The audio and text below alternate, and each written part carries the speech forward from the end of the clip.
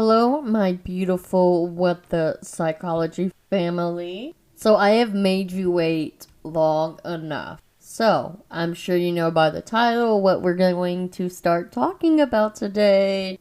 I'm really excited. I had done some extensive research on this. I'm finally able to give you a good quality episode. I will let you know that. So, I'm sorry that I have been super busy lately. I know I have been pretty sporadic on when I post episodes, but y'all, this girl is crazy, and this girl is sometimes a little lazy and busy.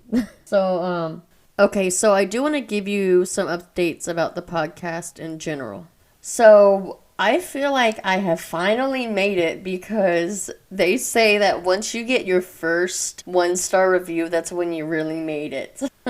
And I just received that 2 days ago, and I've made posts today about it because, at first I was very discouraged about it, and then I figured, looking at my numbers, I know I still have like 34 listeners per episode. And I know I've gained a few more followers and they're starting from the beginning. So the numbers outweigh it. Honestly, I'm definitely not letting it get to me.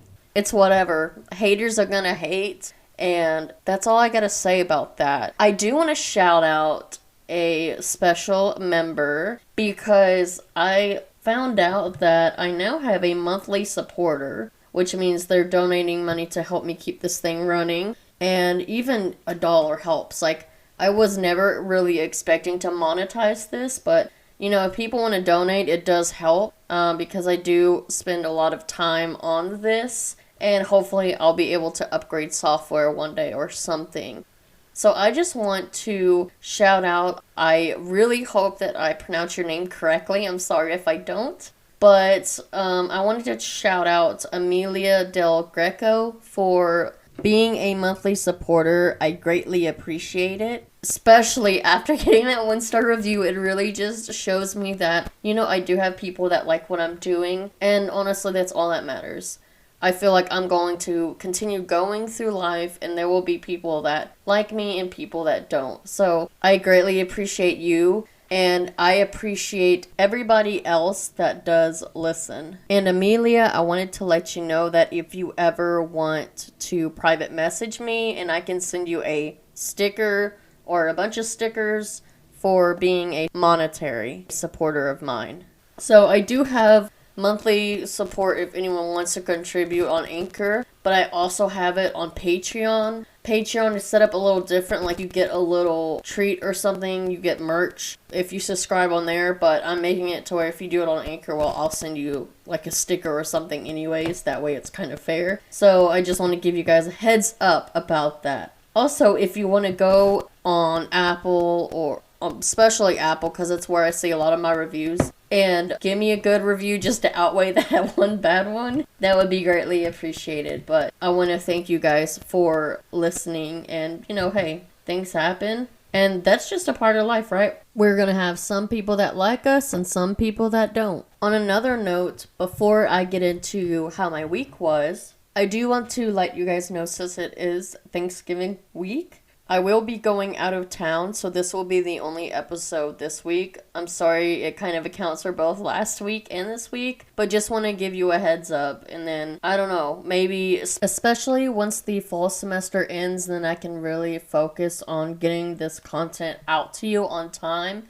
and then maybe even some bonus stuff. Alright, so now let me tell you about this week.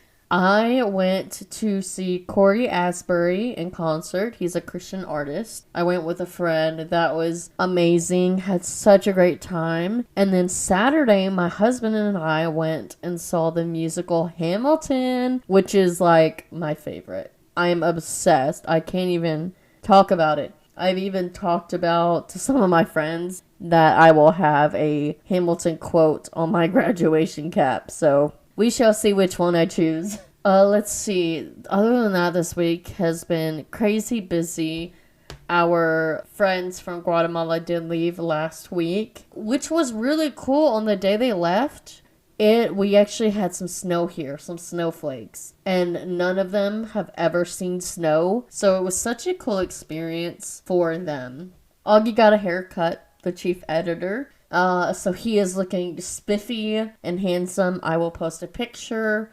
Also, he's got a little Thanksgiving turkey bandana on, so super cute. He is ready to go out of town with me. So let's get right into it.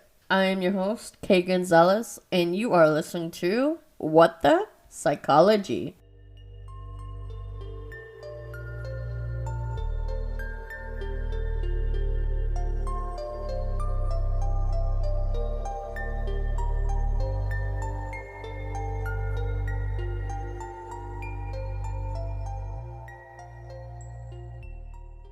Alright, you guys. So today we are going to focus on Charles Manson, his early childhood, and antisocial personality disorder. So we are going to start shifting more towards that, but I wouldn't say this is the end of the cult series. We'll probably still go over some other cults in the future. The possibilities are really endless, honestly.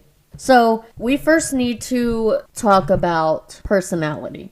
We did talk about narcissistic personality disorder, and I did fail to actually give you a definition of what the differences in personality disorders are versus like psychological disorders, or as we know as mental disorders.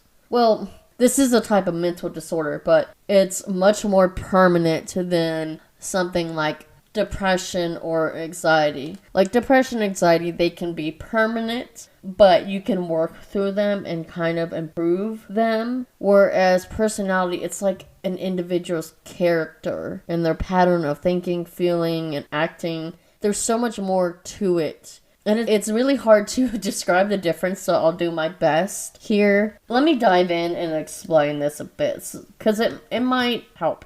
So, first things first. Personality. It's an individual's characteristic pattern of thinking, feeling, and acting. It is defined by a set of traits that capture the defining character of a person, so they are prominent behaviors, and those characterize a person's behavior. These are things that are internally based. They are relatively stable, so they are similar across different situations.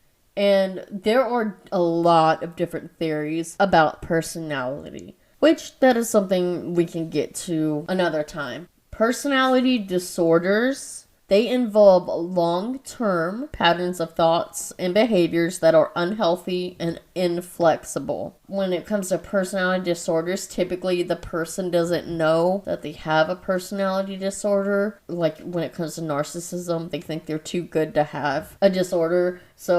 But other people can pick it up. Other people can see it.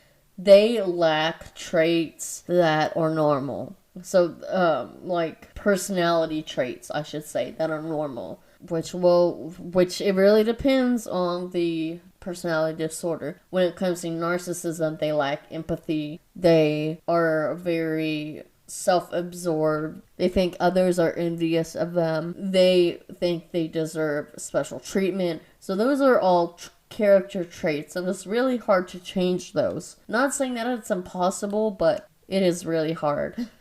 So behaviors that these people with these type of disabilities, personality disorders, they have their behaviors, they cause serious problems with relationships and with work. People with these disorders, they have trouble dealing with everyday stresses and problems. They also usually have stormy relationships with other people. However, the cause of personality disorders is unknown, but there has been a lot of research, and they think genetics comes into play a lot, childhood experiences, social factors, things like that. Like I said, the characteristics and the symptoms of each personality disorder are different. They can be mild or severe, so it really just depends on how severe it is if they can work through it. People with these disorders, they may not realize they have a problem because they think it's normal. They think that their thoughts are normal, and they will often shift the blame to others for their problems. A lot of narcissists definitely do that. They may try to get help because of their problems with relationships and work, but they're not trying to seek help for having a disorder. It's because they are having issues, and they're trying to get help for that. Now, treatment for personality disorders usually does include talk therapy and sometimes medicine. So there are ways to kind of work through these, but it really depends on how severe, And that goes with a lot of different disorders, too, that we've talked about. Maybe not personality disorder. We've talked about schizophrenia in one episode. And in some cases, people have to be on medication or they will just have psychosis. So it really depends on the severity. So let's talk about antisocial personality disorder. So this is a mental condition in which a person has a long-term pattern of manipulating, exploiting, or violating the rights of others without any remorse. They have no remorse, no empathy, or anything. This behavior obviously can cause problems in relationships or at work, and oftentimes is criminal because they violate the rights of others. They don't care about other people. They will take what is not theirs, whether that's a sexual matter, whether that's theft, whether that's taking a life, etc. Now, a big point, and it's quite ironic, is that antisocial does not mean that you are not social in this context. I know that's very weird, but it does mean that those with this disorder, they don't possess the traits to have a healthy social interaction with people. They are pretty much devoid of or even antagonistic to sociable instincts or practices. So I hope that clears that up a little bit, because when I first... And I feel like a lot of people have that misconception. They think, oh, antisocial, they are very shy and to themselves and things like that. When they can have those traits, but that's not the defining traits. The defining traits is that they have no remorse, they can't properly interact because of manipulation, exploiting, and having no remorse. So, I know I had that misconception, so I hope that clarifies what it actually means. Causes of antisocial personality disorder is unknown, but with research, they do say that a person's genes and other factors such as social interactions, especially in childhood and development, they can contribute to that condition. So if there's child abuse, people that have antisocial or an alcoholic parent are at an increased risk. Also, far more men have it than women. So remember, we started that tally a while ago. Yay, women! This one is not common in us, but men, you gotta watch out for y'all. So this condition is very common among people who are in prison. And that's not to say every single person that is in prison, but a lot of them. There are some signs, and we hear about these all the time, but I am going to reiterate those. Usually setting fires and animal cruelty during childhood are often seen in the development of this personality disorder. If there's head trauma or head injuries, those can be a causation, especially if they are at a younger age, because it's a disruption in their cognitive development and their brain development. So that's also another commonality that you hear about. Some other doctors, they do believe that psychopathic personality or psychopathy is the same disorder, but others believe that psychopathic personality is similar but more severe. So there is some argument about psychopathic personality, antisocial personality, but a lot of people do relate to antisocial personality disorder, or it's also called sociopathy or sociopath. They argue that that's less severe and that psychopathy is more severe, but it's just up for debate. A lot of people with this, they do remember, these are consistent things. They show no regard for right or wrong. They ignore the rights and the feelings of others. They tend to antagonize, manipulate, or treat others harshly or with callous indifference. They show no guilt, no remorse, no empathy for their behavior. They often violate the law. They become criminals. They may lie, behave violently or impulsively. They have problems with maybe drugs and alcohol. And because of these characteristics, people with this disorder, they typically cannot fulfill responsibilities related to family, work, or even school. Some of them can have a lot of charm. Like Charles Manson, he was very charming. They can use their charm or their wit to manipulate others for their own personal gain or personal pleasure. They can be arrogant and have a sense of superiority and be extremely opinionated. They can use intimidation and dishonesty, be callous, cynical, and disrespectful of others. They may be very impulsive, fail to plan ahead, have hostility, significant irritability, agitation, aggression, or violence. They take unnecessary risks, or they have dangerous behavior with no regard for the safety of themselves or other people. They also are consistently irresponsible, and they repeat failing to fulfill work and financial obligations. So adults that have this disorder, they typically show symptoms of conduct disorder before the age of 15. Conduct disorder does include serious, persistent behavior problems, such as aggression towards people and animals, destruction of property, deceitfulness, theft, serious violation of rules. Now, although that antisocial personality disorder is considered a lifelong thing, like I said, in some people, in certain symptoms, particularly destructive and criminal behavior, those can decrease over time. But there is debate about what decreases that. Is it the result of aging, especially, your brain ages as well? Or is it an increased awareness of consequences of their behavior? But that's debatable because it's whether or not they realize the consequences. But I guess if they go to prison a lot and they hate prison, then they'll be like, oh, I acted this way. I guess if they do it enough, then they can finally connect the dots. There was one study that I read a long time ago, and for the life of me, I could not find it when I was doing my research into this, but I do remember that it said that in adolescence, for antisocial personality disorder, almost 50% was genetics.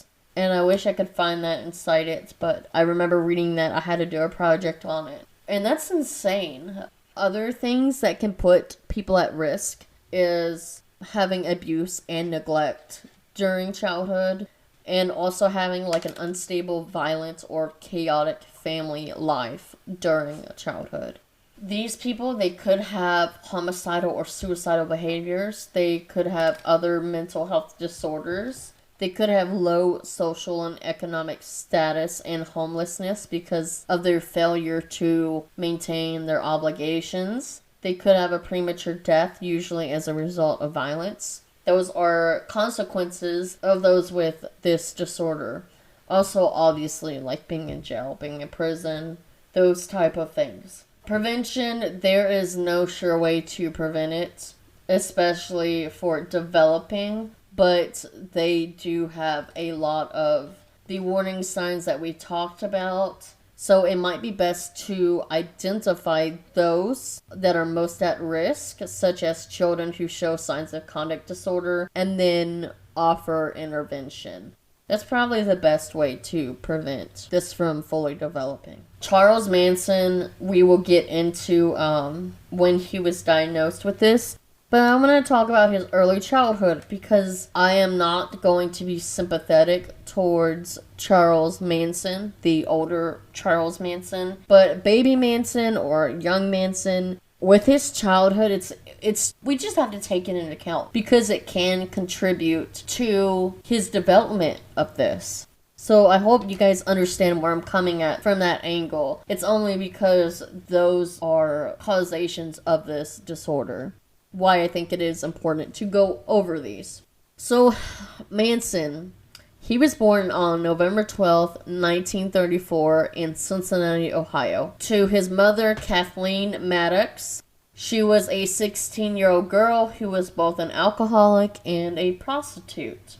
Initially, Charles Manson did not have a name. He was actually named No Name Maddox. His name eventually was Charles Miles Maddox. His father was in the army, and as soon as he found out that Kathleen was pregnant, he fled. So, I don't know if she got pregnant due to being a prostitute or if they were married. So his father was a colonel in the army. His name was Walker Henderson Scott Sr. Funny how he had another child and he abandoned this one. But whatever. He was an army man. He was stationed nearby. When Kathleen told him that she was pregnant, he fled the area and he never returned. So it is very likely that young Charlie Manson, whatever we want to call him, that he never actually met his father. A lot of this information about his childhood I'm actually getting from a website called charlesmanson.com/childhood. So in case you ever want to look up what I am talking about here. Kathleen later met and married William Manson, and that's where Charles got his new last name from. However, the marriage did end pretty quickly. William Manson, he was an alcoholic. He would be gone days at a time. And so was his mom, Kathleen. She would continue to drink and she would neglect Charles. Charles Manson, he was placed in a boys' school at the age of 12. In 1939, so this is when Charles was like 5 years old. His mom was charged with robbery. She was sentenced to 10 years. And so Charles was sent to live with his aunt and uncle. However, his mom was paroled in 1942, so she was only in prison way less than her actual sentence. Charles, he did try to return to his mom after she got out, but she continued her abusive parenting habits, and that's when Charles started to have his own issues. And like I said, his mom, she would drink and neglect him. She would hang out with strange men. Who knows what kind of trouble she was getting into. His mom sent him to Gilbert for Boys in Indiana. It was a school for juvenile delinquents ran by Catholic priests. Yikes. I don't trust anything with Catholic priests. Like, no offense to Catholics, but your priests get a bad rep. And I know that's not all of them, but yeah. We also know about the abuse of Catholic priests and nuns with rulers and smacking kids with those and things like that, so... Yeah, I've also heard horror stories about Catholic schools, but that's kind of another conversation for another day. Other people have had good experiences, but, you know, it's what it is. So that school, Manson, he actually ran from there twice. The first time he was returned, and then the second time he actually ran off to Indianapolis, and he was caught stealing. So like mother, like son. The judge that he had was very sympathetic because he was fairly young. And he sent him to guess where. He came to Boys Town in Omaha, Nebraska. Which is where I'm at. Yeah. I don't live far from there. So it's kind of interesting. I didn't know that until I conducted my research. So... it's crazy to think that he was here. So while he was here in good old Omaha, he was caught for more robberies and sent to Indiana Boys School, which Boys Town and Indiana's Boys School, all the places he's been to are for juvenile delinquent. And, okay, I'm gonna go off on a tangent here. Some of these schools are really, I think nowadays they are a lot better than they were back in Manson's days. Nowadays they focus more on rehabilitative measures, but back then it was more like a prison. So while he was at Indiana Boys School, Manson does claim that he was beaten and raped there, and he failed to escape twice. And then on the third time he finally did escape in 1951. While he was on the run, he had more thefts and more robberies, and he was apprehended. From there, he was sent to the National Training School for Boys. Poor guy, he doesn't get to see any girls. That's really bad to say. That was actually in Washington, D.C., and that's where he was first evaluated for psychological issues. Finally!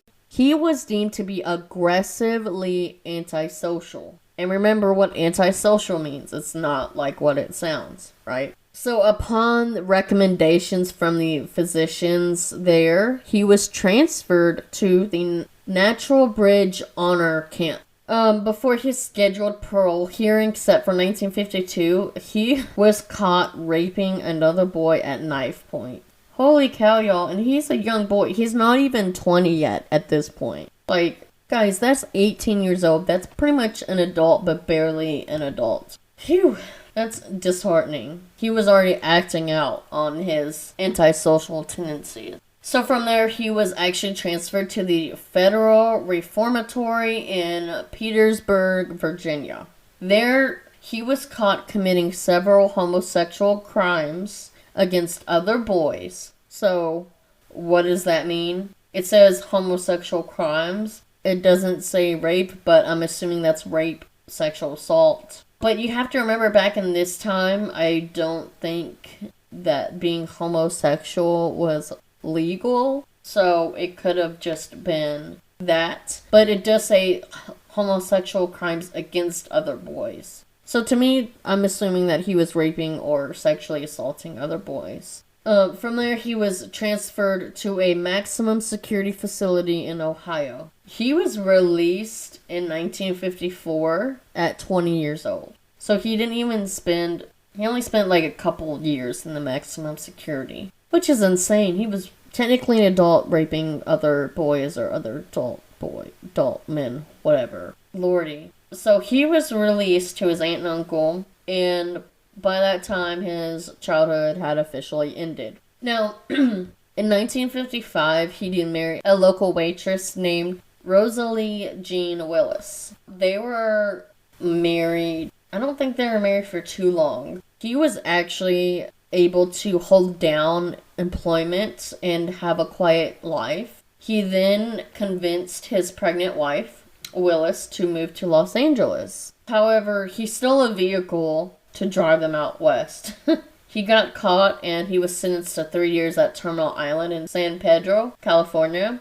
During this time, his wife met another man and planned to divorce him. Once he found out, he tried to escape. Luckily, he was caught and lost his chance at upcoming parole. And what's scary about that is he tried to escape once he found out, so who knows what his plan against Rosalie were going to be. When he was released for prison, he began pimping for a living and was caught forging a U.S. Treasury check in the amount of $43. And I don't know how much that was worth back then. But he was arrested and given a 10-year suspended sentence and probation. So then he moved with the woman he was pimping to New Mexico and was again arrested and charged in Texas for violating his probation because he moved across state lines. He was then sent back to LA to serve his 10-year sentence, which had been suspended on the basis that he does not violate his probation.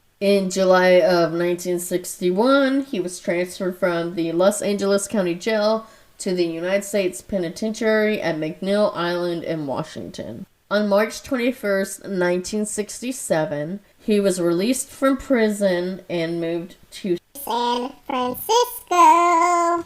Let me see. So, 1967, and he was born in 1934. So he was 33. So this dude spent 33 years of his life being abused and neglected to start off with. And then put into schools, have acts committed against him, go to more schools, commit acts against people. It's just crazy how, how did he develop this is my question. And I don't have enough background on his biological parents to know if they had this condition either. Let's see where we're at for today. So, of course, a lot of us know that San Francisco is where things started. This is where he formed the family, as known as the Manson family. The family, quotes, was a group of around 100 followers of Manson who shared his passion for an unconventional lifestyle and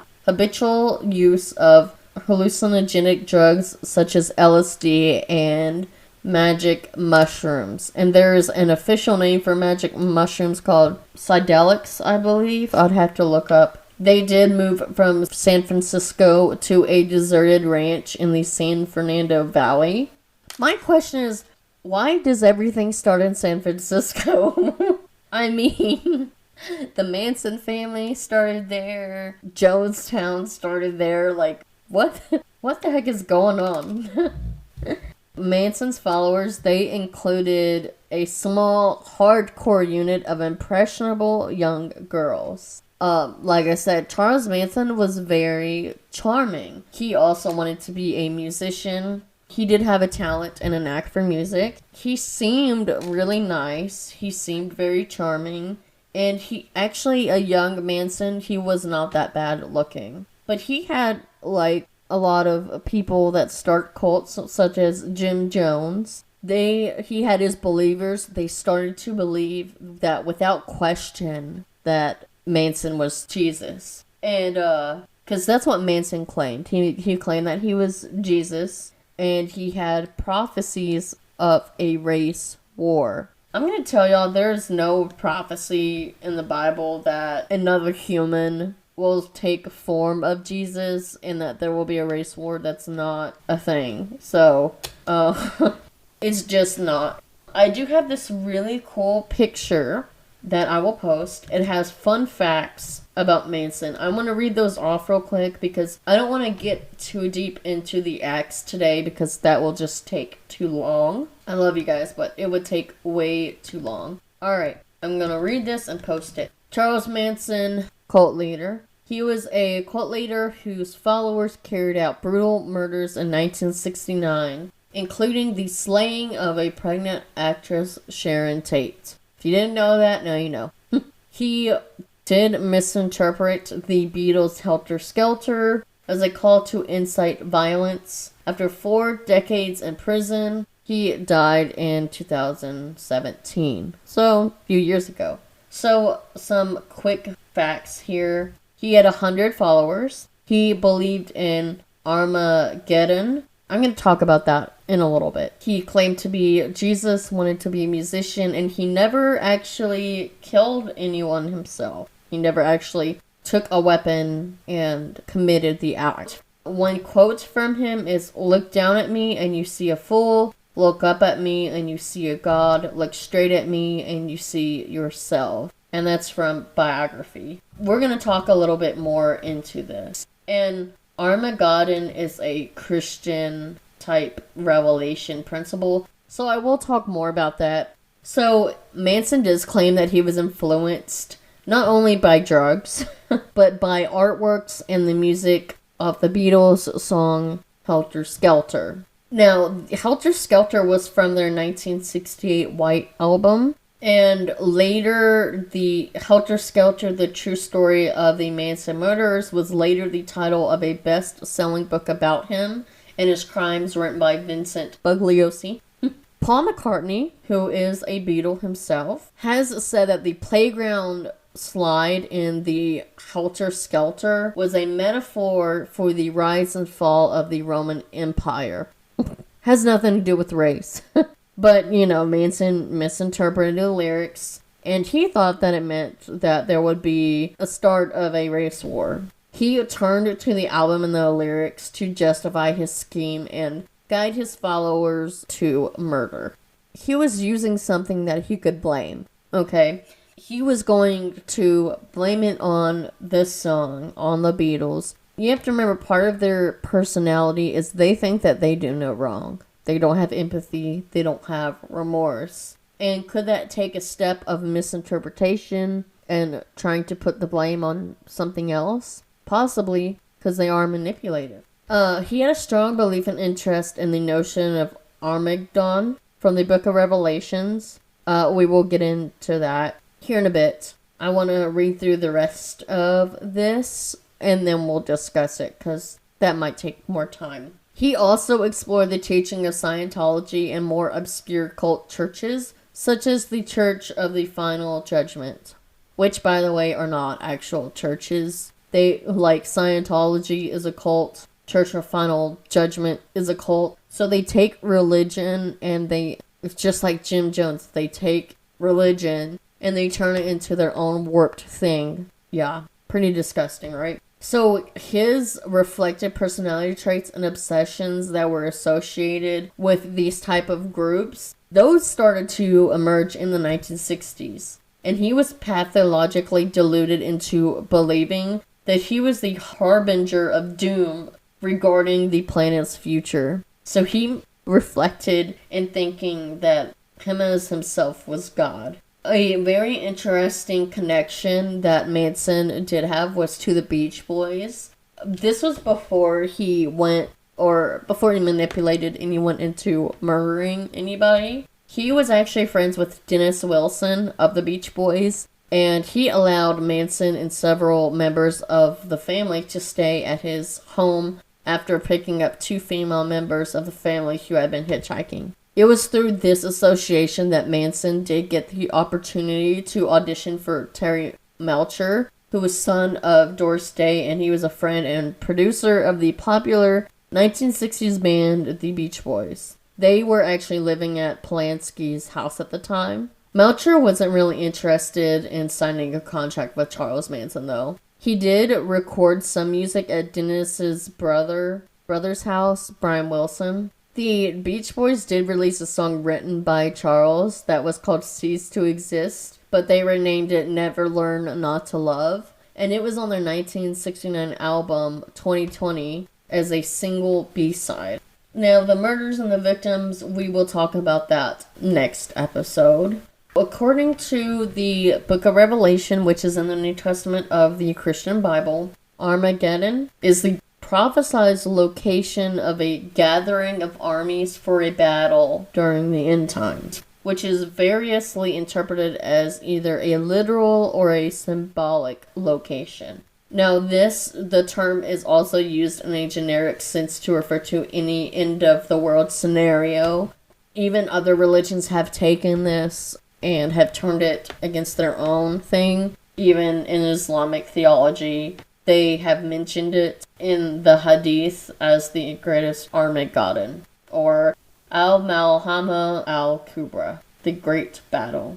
Most traditions in the Bible prophecy, they do believe that there is a symbolic of the progression of the world coming to an end. And this is when God would pour out his holy wrath against unrepentant sinners. And they would pretty much be manipulated, led by Satan, in a literal end of the world final confrontation. Armageddon is just a symbolic name given to this event, which is based on scripture references regarding that obliteration. So, it's just the way people take this and the way they try to understand it and believe it and change it and warp it. It doesn't make any sense. There was a Christian scholar named William Hendrickson, and this is something that he writes that I want to read. For this cause, Armageddon is a symbol of every battle in which, when the need is greatest and believers are oppressed, the Lord suddenly reveals his power in the interest of his distressed people and defeats the enemy. When Sennacherib's 185,000 are slain by the angel of Jehovah, that is a shadow of the final Armageddon. When God grants a little handful of Maccabees a glorious victory over an enemy which far outnumbers it, that is a type of Armageddon. But the real, the great, the final Armageddon coincides with the time of Satan's little season. Then the world, under the leadership of Satan, Antichrist or anti-Christian government and anti-Christian religion, the dragon, the beast, and the false prophet, is gathered against the church for the final battle. And the need is greatest when God's children, oppressed on every side, cry for help. Then suddenly Christ will appear on the clouds of glory to deliver his people. That is Armageddon, which is another word for Armageddon. So, hope that doesn't confuse you. I hope some of that made sense, but he's taking this belief and skewering it. He's saying, one, that he's Jesus, and he wants to start a race war. But that completely misinterprets what the Bible says. And he was also taking ideas from other cults, which we know never ends well, right? So, What else can we talk about? And we'll talk more about how he infiltrated his plan to try to start a race war. A lot of those were with the murders that were committed. That's as far as I'm gonna go today. I hope you gained some understanding about this personality disorder, about a younger Manson, the things he went through. Of course, not really sympathetic to adult Manson, but it is disheartening that he did go through a lot in his childhood, which we know can possibly be a cause of the disorder. So take that with a grain of salt, or whatever, however big you want to take that. I am your host, Katie Gonzalez, and you've been listening to What the Psychology. Stay psych, y'all.